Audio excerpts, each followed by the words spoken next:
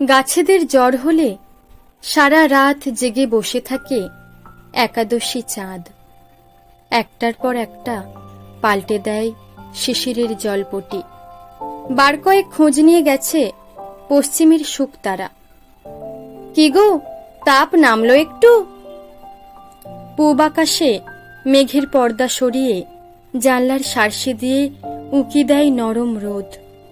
চাঁদের চোখ জুড়ে তখন রাত জাগা ঘুম।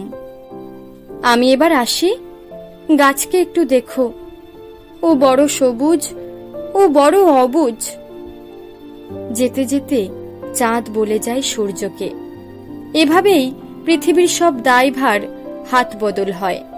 দিনের পর দিন, মাসের পর মাস, বছর গড়িয়ে শতক সহস্রাব্দ।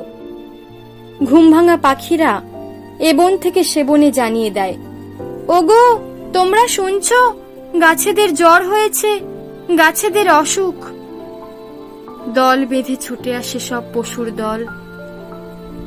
পাখিরা উড়ে আসে ভিন গায়ে থেকে, আর ছুটে সব প্রজাপতি, কীট, অনামী পতঙ্গ আর জোনাকির দল।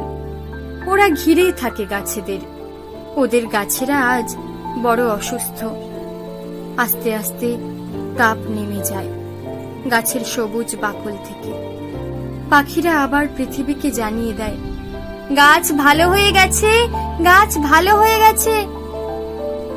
আবার গান ফিরে আসে, সুর ফিরে আসে, সুখ ফিরে আসে।